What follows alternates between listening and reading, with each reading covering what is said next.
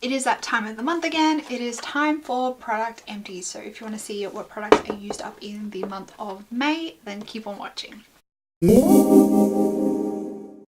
Hey everyone, welcome back to my channel. My name is Bettina and I'm the makeup enthusiast. In today's video, I'm doing my product empties, and if you are new around here, you don't quite know what's going on with my product empties this year.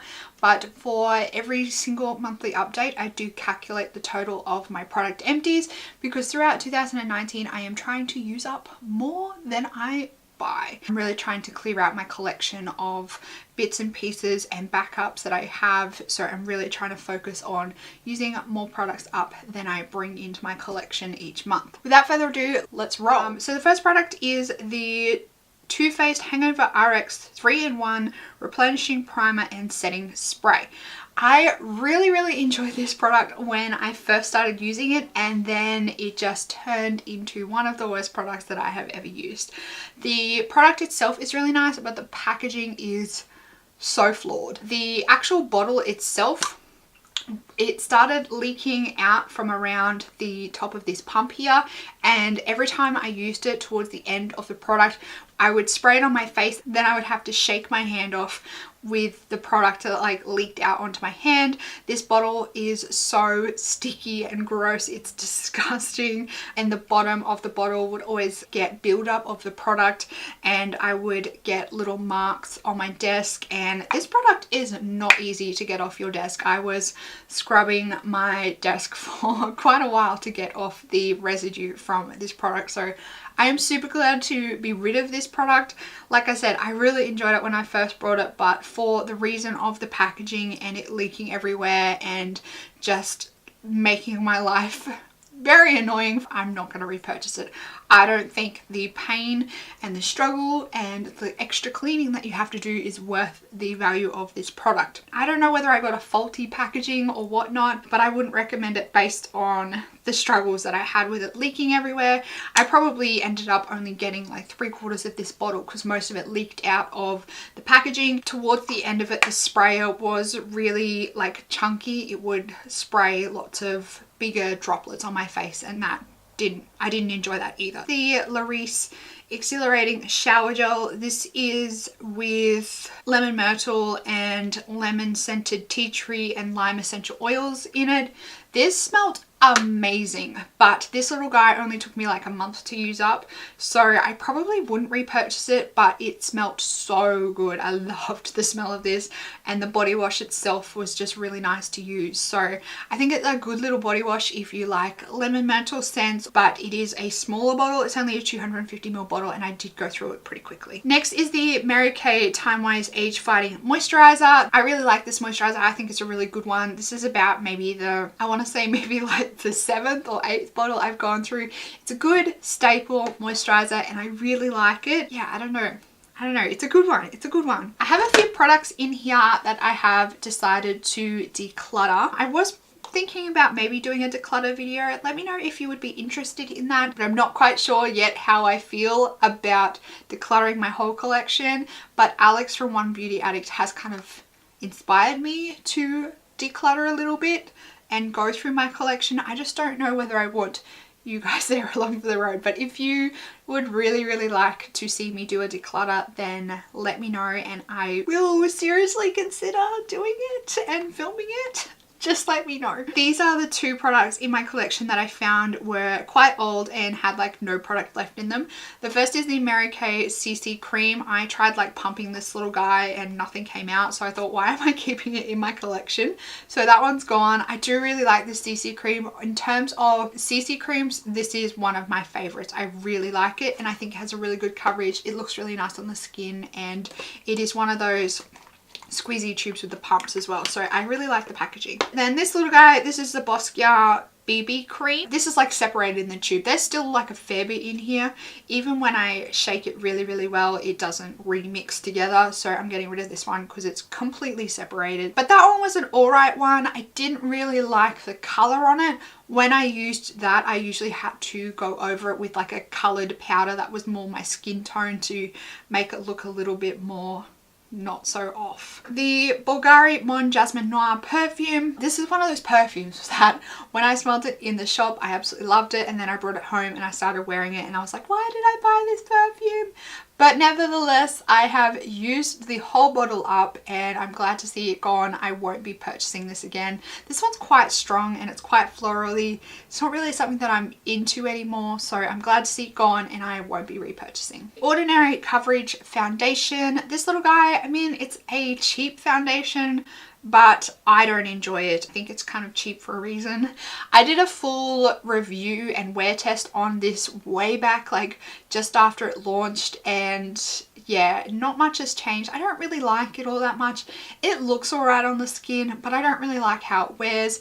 This mixed amazingly with the Fenty foundation. I don't like the Fenty foundation and I don't like this one, but mixing them together actually made a really nice foundation, and it was a lot better color match as well. This one is too dark for me. The Fenty is way too light.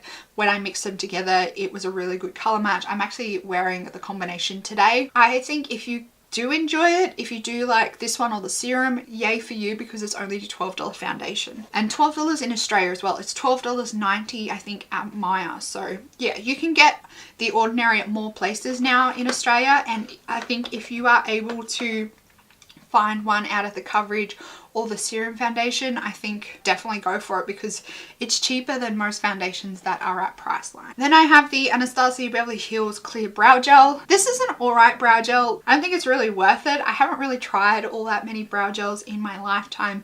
I'm not the biggest fan of this big brush applicator. I would much prefer a smaller applicator. It definitely holds your brows in place, like throughout the day when I'm at work and I kind of go like this or I touch my brows, they definitely feel almost crunchy and crispy, so they definitely do hold your brows in place. I just don't know whether it's worth, I think the full size is $39. It's a little bit pricey for a brow gel in my opinion. I think there's probably a lot cheaper ones that do like the same thing at Priceline or Chemist Warehouse, and I think the soap brow technique, it's a lot cheaper and almost does the same thing. Then I have a lipstick empty, and this is the Nars Dolce Vita lipstick. I really liked this lipstick. I think it was a really nice, comfortable, wearable, creamy formula. I think it was a really nice color for every day at work. I think they're $41, which is quite pricey for a lipstick, but in terms of Nars lipstick, like it's pretty on par with their pricing. I think this is a really nice lipstick. I wouldn't pick this one up again though, because I have so many lipsticks in my collection. If I didn't have as many lipsticks as I do, I probably would pick this one up again for every day because it's a really nice lipstick. But in terms of what I'm trying to achieve with my project pan and my empties this year, rebuying this is not going to do me any favors. This is the last product this month that I'm decluttering, and this is the Smashbox Full Exposure palette. I had this little guy in my project pan and I was focusing on this color down here, but it has since broken and crumbled everywhere, so I'm just going to call it quits on this little palette. I did end up using 2 of the shades completely, so I think it's done a good little dash with me, and I'm ready to let it go. The clip closure on it has broken. It broke ages ago, and I've repressed that particular shadow I think 2 or 3 times now, so I'm ready to let this one go. Next is the no named facial moisturizer that I had included as a sample last month in my project pan. This is made in Japan. I have no idea what this product is, but I really liked it. It was like a vitamin C cream from the scent that I can pick up, but I have like no idea where to get this product. Then I have the Lom Kiss balm. I quite liked this one. I don't know if this is a full size or not. I think it might just be a sample. I quite liked this, but I think it is a very pricey product, so not quite sure whether I would repurchase this. This is like a minty lip balm, lip mask I guess you could say. I would consider repurchasing this depending on the price, but I do have a few lip balms and like lip masks that I'm trying to get through. Depending on the price of this compared to the Laneige sleeping lip mask, would depend on if I picked this one up again. Here I have the Natural Instinct Skin Refining Cleansing Oil. This was an absolute disaster for my face. I actually ended up using this as like an in-shower body moisturizer. I would pump this out on my hand and rub it all over my body, wash it off, it would leave a residue and it would leave an oily residue behind. So that is the main reason why it didn't work on my face, because it left a lot of oily residue behind. But it worked really nice on my body because I did get left with a nicely moisturized body. So I wouldn't recommend this for the face, but it is actually really nice on the body. Two more empties. I have the Daiso Puff Sponge Detergent. This thing is amazing. It does miracles for sponges and brushes, getting the gunk out of them. I still have about 6 of these in my backup stash, so I won't be repurchasing these anytime soon. I think they are fantastic value. I think it is a fantastic product. These are only like $2.80 at Daiso. So if you can get your hands on this, I would highly recommend it. Make sure you get the one in the pink bottle though, because apparently the other one that they sell is crap. For those of you that don't know, Daiso actually brought this one back. They discontinued it. They've since brought it back because it was so popular. So you can get this one now at Daiso if you were wondering. The last little product in here is the Rimmel Stay Matte Powder. I really like this powder. I think it's a good little powder. I think it's great if you have oily skin. I just wish that they would put this in some form of a compact. I don't like this plastic lid. Glad that I finished this powder when I did, because this lid is starting to get cracks around the rim here. Yeah, I just wish they would improve the packaging, because it's actually a really good powder. It's a really decent price. That is the end of my May product empties. I will also leave on the screen up here the total value of all of these products once I manage to find prices and total them up. Don't forget to give this video a big thumbs up if you enjoy product empties every single month. Also hope that you would consider subscribing down below before you go, so you can keep up to date on all my videos and all my product empties that I do every single month. That's it for this video, everyone. I hope you're having a fantastic day, and I will see you in the next video. Goodbye.